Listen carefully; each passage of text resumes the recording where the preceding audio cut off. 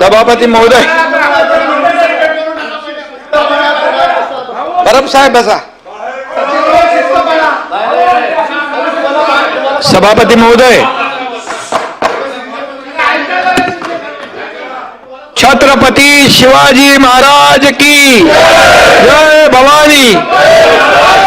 धर्मवीर संभाजी महाराज की.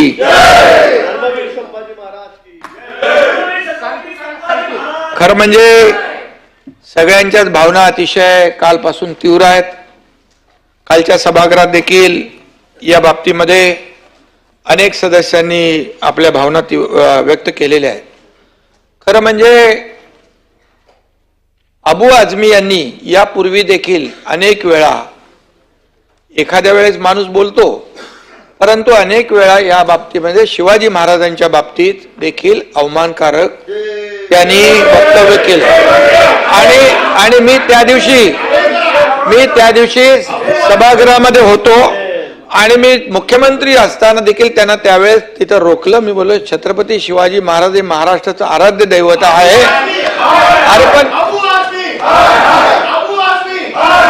आपण ऐकून घ्या ना, ओरड का नाही याच्यात अबू आझमी. आणि म्हणून आपल्या म्हणून म्हणजे मी एवढंच सांगतो, अबू आझमी हे जाणीवपूर्वक शिवाजी महाराज आणि आपले धर्माभिमानी छत्रपती संभाजी महाराजांचा जाणीवपूर्वक अवमान करतात वारंवार. आणि म्हणून वारंवार करतात. आणि म्हणून अरे बाबा मी बोलल्यावर करतो ना, कारवाई तर करायचीच आपल्याला. सन्माननीय सभागृहामध्ये बोलतायत, यामुळे मांडतायत सभागृहात. मी दोन्ही बाजूचे ऐकून घेतलेले आहे. आपण जरा बसा, फरक साहेब बसा. धर्मवीर स्वराज्य रक्षक अनिल हो संभाजी महाराज यांना खरं म्हणजे त्यांच्या शौर्याला आपण सगळ्यांनी नमन केलेलं आहे. त्यांचा शौर्य आणि औरंगजेबाचं या औरंग्याचं कौर्य या छावा चित्रपटामध्ये देखील आपण पहा. अंगावर काटे उभे राहतील. काय त्यांनी आपल्या शंभू राजांचं, छत्रपती संभाजी महाराजांचं हलाल केले. 40 दिवस त्यांना म्हणजे धर्म सोडा आणि तुम्हाला आम्ही सोडतो अशा प्रकारचं औरंग्याचं जे काही कौर्य दाखवलंय ते पाहिल्यानंतर खऱ्या अर्थाने आपल्या सगळ्यांच्या अंगावर काटे. उद्या सिनेमा ठेवला, यांना पण बोलूया आपण. उद्या ठेवलाय. आणि म्हणून मी एवढंच सांगतो सभापती महोदय, आणि मी हेही सांगतो संभाजी महाराजांच्या बद्दल, देश धर्म पर मिटने वाला शेर शिवा का छावा था, महापराक्रमी परम प्रतापी एक ही शंभू राजा था, एक ही शंभू राजा था. अरे अशा या राजाचा अवमान करणं, या राजाचा अपमान करणं आणि या राजावर अत्याचार करणं. 40 दिवस डोळे काढले, डोळ्यांमध्ये शिगा घातल्या, गरम लोखंडी नख काढली, जीभ छाटली, अंगावरचे साल्टी सोडली, त्याच्यावर मीठ टाकलं. म्हणजे एवढं कौर्य, एवढं म्हणजे अमानवी कृत्य या औरंगजेबाने केलं. या औरंगजेब म्हणाले, अबू आझमी म्हणतात, या अशा औरंगजेबाला काय म्हणतात, कुशल प्रशासक. त्याने मंदिर बांधलं असं म्हणतात. काशी विश्वेश्वराचं मंदिर तोडलं. काशी विश्वेश्वराचं मंदिर, अनेक मंदिरं उद्ध्वस्त केली. छत्रपती शिवाजी महाराजांनी तर त्यांचा कल्याणचे सुभेदार कल्याणचा त्याची सून, तिला साडी चोळी देऊन तिला आदराने पाठवलं. आणि जेव्हा छत्रपती संभाजी महाराज भेटत नव्हते त्यावेळेस या महाराष्ट्रामध्ये त्यांनी एवढा अत्याचार केला आया बहिणींवर की नद्यांमध्ये रक्ताळलेलं पाणी आणि प्रेत वाहत होती. आणि अशा या क्रूर कर्म्याला ज्यांनी फक्त आपले हिंदूच नाही, त्यामध्ये जैन असतील, बौद्ध असतील, सगळ्यांवर अत्याचार केले. मंदिरं तोडली, मंदिरं तोडून थांबले नाहीत, धर्मांतर केलं. हे सगळं करत असताना या ठिकाणी धर्मवीर संभाजी महाराजांनी जे हलाल त्यांनी केलं हे आपल्या सगळ्यांना माहित आहे. आणि म्हणून अशा क्रूर कर्म्याला कुशल प्रशासक म्हणणं, या ठिकाणी त्याला मंदिरं बांधली म्हणणं, ज्यांनी या महाराष्ट्राच्या स्वराज्यावर चाल करून आला, परंतु त्याला संभाजी महाराजा पुरून उरले, तो जिंकून हरला, पण संभाजी महाराज बलिदान करून देखील जिंकले, बलिदान करून देखील जिंकले. आणि म्हणून या दिल्लीचं तख्त काबीज करण्यासाठी त्यांनी आपल्या बापाला कैद केलं, त्याच्या भावानं ठार मारलं, 27 लोकांना ठार मारलं. हा दिल्लीचा तख्त कब्जा करण्यासाठी हा क्रूर कर्म म्हणजे राक्षस आहे, महाराक्षस आहे. आणि अशा या राक्षसाला, नीच राक्षसाला त्याची भलामण करणं, बाळासाहेबांनी देखील विरोध केला होता ना त्याला. म्हणून अशा देशद्रोही, अरे म्हणून तर ते विचार घेऊन आम्ही पुढे चाललोय ना. आणि देशद्रोही पिलावरीला सच्चा मुसलमान देखील माफ करणार नाही. यामध्ये देशाभिमानी मुसलमानांची आपला वाद आहे का? राष्ट्रभक्त मुसलमानांची वाद आहे का? पण इथं राहून संभाजी महाराजांचा वध करणं, हलाल करणं, त्यांची चामडी सोलणं आणि त्यांच्यावर अन्याय अत्याचार करणाऱ्या औरंग्याला चांगलं म्हणणं, चांगला माणूस म्हणणं, चांगला प्रशासक म्हणणं हे कितपत योग्य आहे?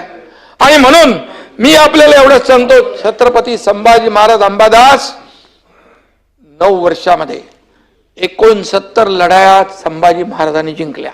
एकही लढाई हारले नाही, एकही लढाई हारले नाही. असा 126 लढाया, एकही लढाई हारलेला राजा नाही. आणि म्हणून मी मगाशी म्हणालो की त्यांचं शौर्य लोक एक बाजू बघतात, दुसरी बाजू जेव्हा कळते तेव्हा त्यांनी सगळं प्राणांचं बलिदान केलं त्यांनी, परंतु आपल्या देशासाठी धर्म बदलला नाही. हे शिकण्यासारखं आहे. आणि म्हणून मी या ठिकाणी एवढंच सांगतो की छत्रपती संभाजी महाराज हा कट्टर देशाभिमानी, ज्वलंत हा अंगार होता. छत्रपती शिवाजी महाराजांचा छावा होता. आणि अशा या छाव्याचा अपमान करणं, त्यांना अन्याय करणं, अत्याचार करणं, त्या औरंगजेबाला या ठिकाणी त्याचा उदात्तीकरण करणं हे बरोबर नाही. आणि मी आपल्याला सांगतो की औरंगजेबाच्या कबरीचं देखील उदात्तीकरण करणं, किंवा मुंबईमध्ये कोण तो बॉम्बस्फोट मधला होता याकूब मेमन, याच्या कबरीचं देखील उदात्तीकरण करणं, या ठिकाणी हे देखील आपल्याला शोभणार नाही. आणि म्हणूनच तुम्ही काय आम्ही काय, शेवटी छत्रपती संभाजी महाराज आणि शिवाजी महाराजांच्या आदर्शावर चालणारे लोक आहोत. हे राज्य देखील शिवाजी महाराजांच्या आदर्शावर आपण चालवतोय. दिल्लीचं तख्तही केंद्र सरकार, दिल्लीचंही तख्त महाराष्ट्र राखतो. आणि म्हणून केंद्र सरकार, आदरणीय मोदी साहेबांनी देखील या ठिकाणी नेव्हीच्या ध्वजावर छत्रपती शिवाजी महाराजांचं प्रतिबिंब लावलेलं आहे. आज तुम्हाला मी सांगतो, मगाशी कोणी सांगितलं असेल औरंगजेबाचं नाव काढून टाकलं, ते सांगितलं तुम्ही. आणि दुसरी औरंगाबादचं नाव देखील, औरंगाबादचं नाव अंबादास संभाजीनगर केलं, आपण संभाजीनगर केलं.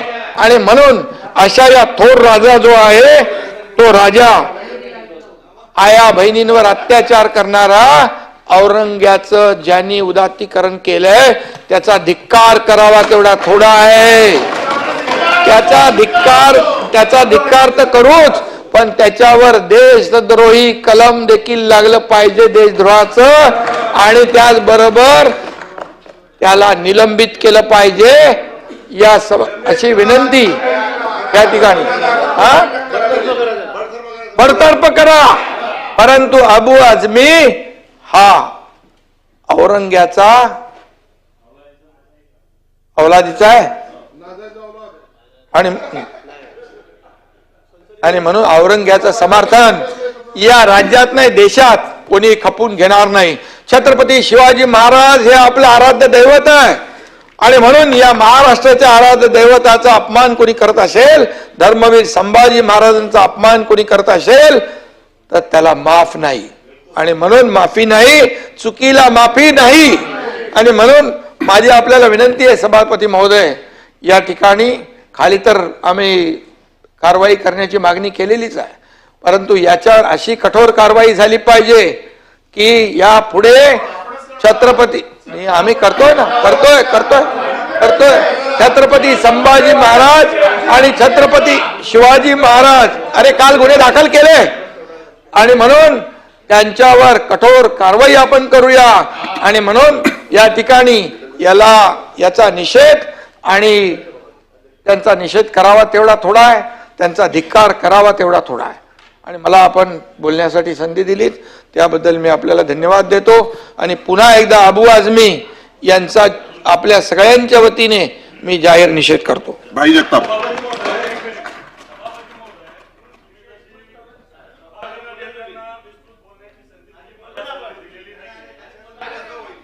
विरोधी पक्ष नेता भाई जगताप बोलले ना. विरोधी पक्ष नेता याला कसं देता येईल? माझी विनंती आहे. मला वाटतं दोन्ही सभागृहाच्या सदस्यांच्या भावना तीव्र आहे.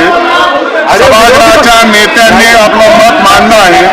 त्यामुळे छत्रपती शिवाजी महाराज, छत्रपती संभाजी महाराज आणि राष्ट्रपुरुषाच्या संदर्भामध्ये अशा प्रकारचे वक्तव्य केले जात आहेत आणि सर्रासपणे केले जात आहेत. शासनाचं आणि विरोधी पक्षाचं आणि दोन्ही सभागृहातील सदस्यांच्या बाजूच्या भावना तीव्र आहेत. या गोष्टी लक्षात घेऊन संबंधितावर तीव्र स्वरूपाचे आपण त्यांच्यावरती कारवाई करावी. फक्त पोलिसांमध्ये गुन्हा दाखल करून हेच प्रकरण चालणार नाही. आणि म्हणून संपूर्ण सभागृहातील सदस्याच्या भावना तीव्र आहेत, महाराष्ट्रातील जनतेच्या भावना तीव्र आहेत आणि कायदा सुव्यवस्थेचा प्रश्न निर्माण होतो.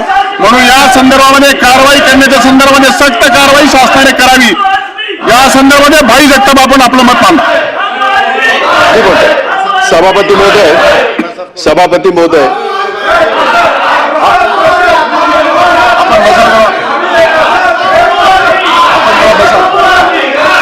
आधी शांतपणे ऐकून घेतलं.